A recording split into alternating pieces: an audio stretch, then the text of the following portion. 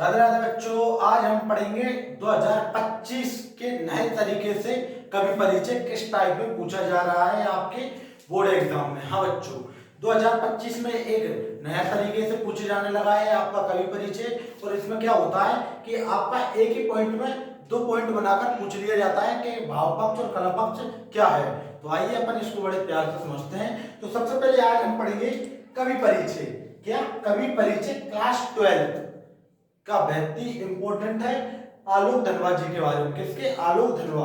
तो आइए देखते हैं आलोक धनवा का कवि परिचय। तो सबसे पहले इनकी 2 रचनाएं लिखेंगे। किसकी? आलोक धनवा की। तो सबसे पहले इनकी 2 रचनाएं हो जाएंगी कि जनता का आदमी। क्या बच्चों? जनता का आदमी और भागी हुई लड़कियां। जनता का आदमी और भागी हुई लड़कियां, ठीक है। और फिर सेकंड देखो, फर्स्ट पॉइंट है जो आपसे 1 नंबर में पूछा जाएगा, जिसमें आपसे 2 रचनाएं पूछी जाती हैं। तो अपन रचनाएं लिख देंगे जनता का आदमी और भागी हुई लड़कियां। फिर आपसे देखो एक जे पॉइंट थोड़ा चेंज कर दिया गया है बोर्ड वालों ने। अब एक ही पॉइंट में आपसे 2 पॉइंट बनाकर पूछे जाने लगे कि भाव पक्ष और कला पक्ष क्या है। पहले जो अलग अलग पूछा जाता था, अब जो दोनों को कंबाइन करके एक ही कर दिया गया है। तो आइए अपन लिखते हैं भाव पक्ष और कला पक्ष आलोक धनवा, ठीक है। क्या लिखेंगे? आलोक धनवा जी ने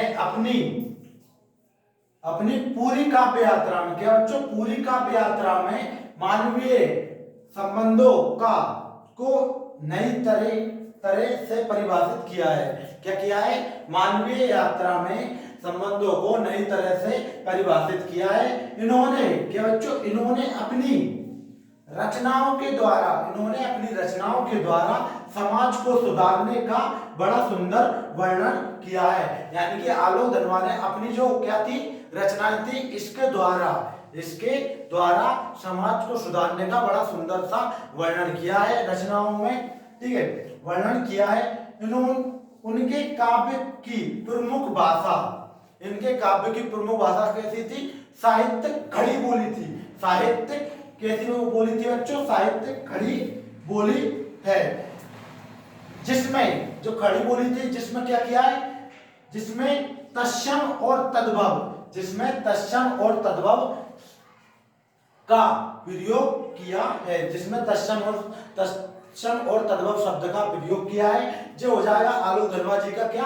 भाव पक्ष और कला पक्ष दोनों को मिलाकर एक ही लिख दिया गया है, ठीक है। अच्छा सा। अब इसके बारे में पूछेगा आपसे तीसरा पॉइंट कि साहित्य में स्थान। तो आलोक धनवा जी का साहित्य में कौन सा स्थान है, तो उसको जानेंगे। देखो आलोक धनवा, क्या बच्चों? आलोक धनवा जी साहित्य के जगत में सूर्य, यानी कि सूर्य के समान चमकते हैं। यानी आलोक धनवा जी साहित्य में सूर्य के समान चमकते हैं। और हिंदी में इनका स्थान कैसा है? सर्वोपरि है। कैसा है? इनका स्थान सर्वोपरि है।